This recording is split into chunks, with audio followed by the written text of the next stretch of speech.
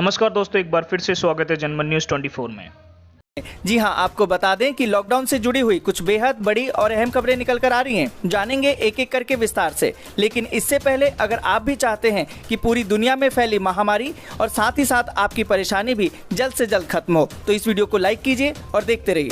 दोस्तों, खबरों का सिलसिला शुरू करने से पहले आपको बता दें कि महामारी का कहर दिन पर दिन बढ़ने के कारण सरकार की तरफ से इस लॉकडाउन 3 में कुछ कड़े कानून और कुछ रियायतें दी गई हैं, जिन्हें जानना आपके लिए बेहद जरूरी है। इसलिए आपसे अनुरोध है कि इस वीडियो को अंत तक जरूर देखिएगा। दोस्तों, वीडियो में आगे बढ़ने से पहले फटाफट जान लेते हैं महामारी के नए अपडेट्स को। अभी तक भारत में संक्रमित मरीजों की संख्या 49,852 पहुँच गई है, जबकि अच्छी बात यह है कि 14,367 मरीज ठीक होकर घर जा चुके हैं।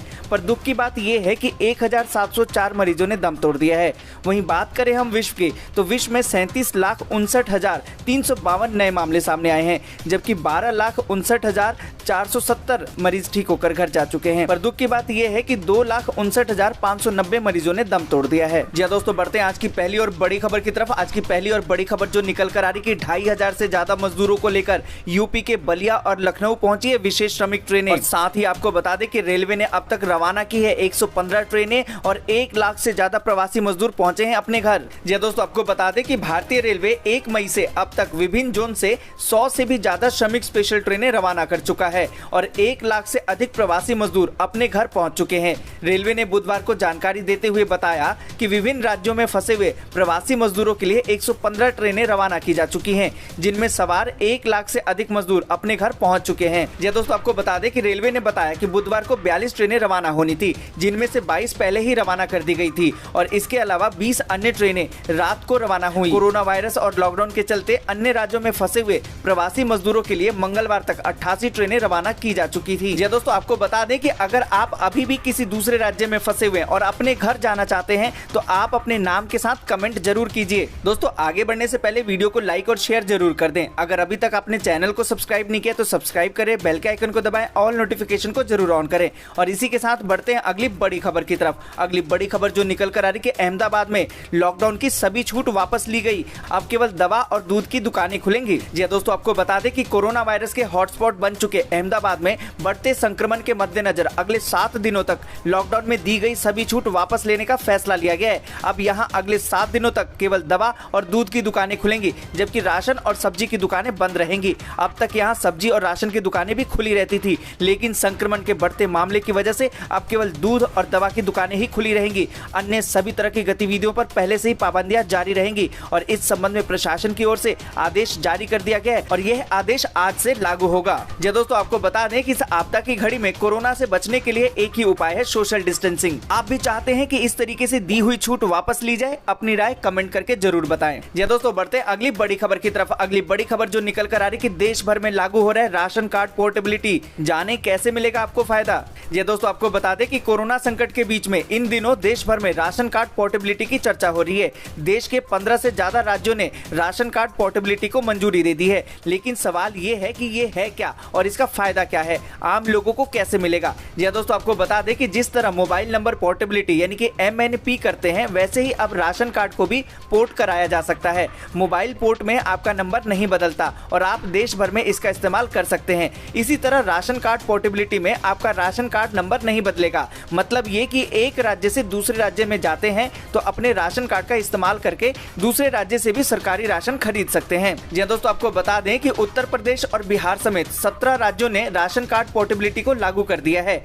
इसे लागू करने वालों में आंध्र प्रदेश, तेलंगाना, गुजरात, महाराष्ट्र, हरियाणा, राजस्थान, कर्नाटक, केरल, मध्य प्रदेश, गोवा, झारखंड और त्रिपुरा जैसे राज्य शामिल हैं। ये देश भर में 1 जून से लागू हो जाएगा। जी दोस्तों, आपको बता दें कि सरकार ने इसे एक राष्ट्र एक राशन कार्ड का नाम दिया है। इस योजना से सरकार को उम्मीद है कि भ्रष्टाचार पर लगाम लगेगी और फर्जी राशन कार्ड नहीं बन पाएंगे। जी हाँ दोस्तों, हम आपसे जानना चाहते हैं कि राशन कार्ड पोर्टेबिलिटी होनी चाहिए कि नहीं होनी चाहिए। आप अपनी राय कमेंट करके जरूर बताएं। जी हाँ दोस्तों, बढ़ते हैं अगली बड़ी खबर की तरफ। अगली बड़ी खबर जो निकल कर आ रही कि दिल्ली के स्कूलों में गर्मी की छुट्टियों का ऐलान, 30 जून तक रहेंगे स्कूल बंद। जी हाँ दोस्तों, आपको बता दें कि दिल्ली सरकार ने सभी सरकारी और सरकारी सहायता प्राप्त स्कूलों में गर्मी की छुट्टियों का ऐलान कर दिया है। दिल्ली शिक्षा निर्देशालय की तरफ से जारी किए गए एक आदेश में छुट्टियों का ऐलान किया गया है। इस आदेश में कहा गया है कि छात्रों के लिए ग्रीष्मकालीन अवकाश 11 मई से 30 जून तक रहेगा। हालांकि कोरोना वायरस महामारी को ध्यान में रखते हुए छात्रों को गर्मियों की छुट्टियों के दौरान किसी भी शिक्षण गतिविधि के लिए स्कूलों में नहीं बुलाया जाएगा। ये दोस्तों बढ़ते अगली बड़ी खबर की तरफ। अगली बड़ी खबर जो निकल कर आ रही कि लॉकडाउन के बाद मिलेगा काम, देश में खुलेंगे 20 लाख सुरक्षा स्टोर, जुड़ेंगे आरोग्य सेतु से। जी हाँ दोस्तों, हम आपसे जानना चाहते हैं कि सरकार ने जो कदम उठाया है इससे लोगों को काम मिलेगा? आप अपनी राय कमेंट करके जरूर बताएं। जी दोस्तों, आपको बता दें कि लॉकडाउन के बाद ज्यादा से ज्यादा लोगों को काम मिले, इस पर सरकार फोकस कर रही है। लोगों को काम के साथ सुरक्षा को भी ध्यान में रखकर प्लान तैयार किया जा रहा है। ज्यादा से ज्यादा लोगों को काम मिले, इसके लिए सरकार देश भर में 20 लाख सुरक्षा स्टोर खोलने की योजना बना रही है। खास बात यह है कि लोगों की सुरक्षा के लिए इन स्टोरों को आरोग्य सेतु ऐप से जोड़ा जाएगा। जी दोस्तों, आपको बता दें कि सरकार की योजना मोहल्लों के किराना स्टोर को चुनकर उन्हें सुरक्षा स्टोर में तब्दील करना है। यह स्टोर रोजाना इस्तेमाल होने वाले सामान की सप्लाई करेंगे। इन दुकानों पर साफ सफाई और सामुदायिक दूरी से जुड़ी हुई हर तरह का एहतियात बरता जाएगा और इन दुकानों को सैनिटाइज भी किया जाएगा। जी दोस्तों, आपको बता दें कि कंज्यूमर अफेयर मिनिस्ट्री और रिटेल एसोसिएशन ऑफ इंडिया के सहयोग से देश भर में 20 लाख सुरक्षा स्टोर लॉन्च किए जाएंगे। इन सुरक्षा स्टोरों में साफ सफाई और लोगों की सेहत के लिए आरोग्य सेतु ऐप के साथ स्टोर को जोड़ा जाएगा। दोस्तों, सरकार की इस योजना के बारे में आप क्या सोचते हैं? कमेंट करके जरूर बताएं। जी दोस्तों, बढ़ते हैं अगली बड़ी खबर की तरफ। अगली बड़ी खबर जो निकल कर आ रही कि कोरोना वायरस के बढ़ते मामलों के कारण मुंबई में बुधवार को बंद रहेगी शराब सहित गैर दुकानें। और इसी के साथ आपको बता दें कि शराब बिक्री से भरने लगा है सरकारी खजाना। कर्नाटक में बिकी 231.6 करोड़ की शराब। पर आपको बता दें कि छत्तीसगढ़ में शराब की दुकानें बंद कराने के लिए लाठी लेकर निकली महिलाएं, पुलिस को भी सुनाई खरी खोटी। ये दोस्तों, आपको बता दें कि कर्नाटक में शराब की बिक्री की छूट देने के बाद बुधवार को 229.6 करोड़ रुपए की शराब की बिक्री हुई। कर्नाटक सरकार ने शराब पर आबकारी शुल्क 11% ऊंचा करने का बुधवार को फैसला किया था और सरकार ने कोविड-19 महामारी की रोकथाम के उपायों के तहत शराब की दुकान खोलने पर लगी रोक उठाने के 2 दिन के बाद अब इस आबकारी शुल्क बढ़ाने का निर्णय लिया ताकि राजस्व को बढ़ाया जा सके। बजट में भी शराब पर आबकारी शुल्क 6% बढ़ाया गया था। मुख्यमंत्री BS येदियुरप्पा ने सरकार के यहाँ संवाददाताओं को यह जानकारी दी। उन्होंने कहा कि हमने आबकारी शुल्क 11% बढ़ा दिया है, यह बजट में की गई वृद्धि के अतिरिक्त है। जी दोस्तों, आपको बता दें कि उन्होंने कहा था कि यह बढ़ोतरी 1-2 दिन में प्रभावी होगी क्योंकि सामान पर इसका ठप्पा लगने और अन्य प्रक्रियाओं में कुछ समय लगता है। उन्होंने स्पष्ट किया कि शुल्क में यह वृद्धि बजट में की गई 6% वृद्धि के अतिरिक्त होगा। कर्नाटक में संक्रमण नियंत्रण के लिए पाबंदी वाले इलाके को छोड़कर बाकी सभी जगहों पर शराब की दुकानें सुबह 7 बजे से लेकर रात 9 बजे तक खोलने की अनुमति दी गई है। जी दोस्तों, बढ़ते हैं अगली बड़ी खबर की तरफ। अगली बड़ी खबर जो निकल कर आ रही कि अमेरिका में फंसे भारतीयों को लाने नहीं जा सका विमान, अब 8 मई को उड़ान की तैयारी। जी दोस्तों, आपको बता दें कि अमेरिकी शहर सैन फ्रांसिस्को में फंसे भारतीयों को स्वदेश लाने के लिए दिल्ली से एयर इंडिया का एक विमान बुधवार सुबह 3:30 पर उड़ने वाला था, लेकिन अप्रूवल में कुछ कमी के चलते फ्लाइट्स नहीं उड़ सकी। अब यह विमान 8 मई को सुबह 3:30 पर उड़ेगा। दिल्ली एयरपोर्ट से इसके उड़ने की तैयारी है। 9 मई को सुबह 4:45 बजे यह विमान सैन फ्रांसिस्को से दिल्ली लौटेगा। जी दोस्तों, आपको बता दें कि कुछ लॉजिस्टिक अप्रूवल की कमी के चलते विमान दिल्ली से उड़ान नहीं भर सका। फ्लाइट को जिस वक्त उड़ान भरना था उस समय फ्लाइट में डॉक्टर का भी बंदोबस्त नहीं था। इन्हीं सब वजहों से फ्लाइट में देरी होती गई और अंत में उसे रद्द करना पड़ा। यात्रियों के दिल्ली लौटने के बाद उनका इंतजाम कैसे करना है, यह फैसला दिल्ली सरकार के ऊपर है। दिल्ली के कई अलग अलग देशों से भारतीयों को निकालकर दिल्ली लाया जाना है, जहां उचित स्वास्थ्य परीक्षण के बाद ही उनके घर जाने या क्वारंटीन में भेजने का फैसला किया जाना है। आपको बता दें कि सरकार के मुताबिक 7 मई से 13 मई तक 11 अंतर्राष्ट्रीय उड़ानों का संचालन होना है, जो विदेशों में फंसे हुए भारतीयों को स्वदेश लाएगी। जी दोस्तों, बढ़ते हैं अगली बड़ी खबर की तरफ। अगली बड़ी खबर जो निकल कर आ रही कि कोरोना मरीज ने खुद को छिपाया या यात्रा की तो 1 से 3 साल तक की सजा। जी दोस्तों, आपको बता दें कि कोरोना वॉरियर्स को लेकर मुख्यमंत्री योगी आदित्यनाथ ने बड़ा कदम उठाया है। स्वास्थ्य कर्मियों के साथ ही सफाई कर्मियों, सुरक्षा कर्मियों और प्रत्येक कोरोना वॉरियर्स की सुरक्षा के लिए मजबूत कानून बना दिया है।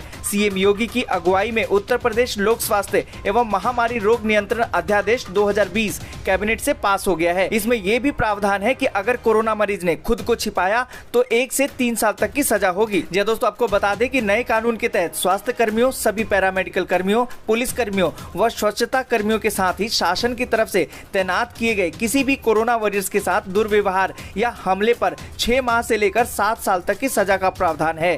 50,000 से लेकर 5 लाख तक का जुर्माना भी देना होगा। जी दोस्तों, आपको बता दें कि किसी भी कोरोना वॉरियर्स के खिलाफ समूह को उकसाने, भड़काने या थूकने पर नए कानून के तहत सख्त कार्रवाई की जाएगी। 2 वर्ष से 5 वर्ष तक की सजा, साथ ही 50,000 से लेकर 2 लाख तक का जुर्माना देना होगा। जी दोस्तों, बढ़ते हैं अगली बड़ी खबर की तरफ। अगली बड़ी खबर जो निकल कर आ रही है कि गाजियाबाद में 12,000 से अधिक फैक्ट्रियां खोलने की राह हुई आसान, नया आदेश जारी। जी दोस्तों, आपको बता दें कि प्रदेश सरकार की ओर से लॉकडाउन 3 के दौरान पोर्टल पर ऑनलाइन अनुमति दिए जाने के आदेश को निरस्त करते हुए नया आदेश जारी कर दिया गया है, जिसमें उद्यमी सिर्फ शपथ पत्र देकर ही उद्योग को संचालित कर सकता है।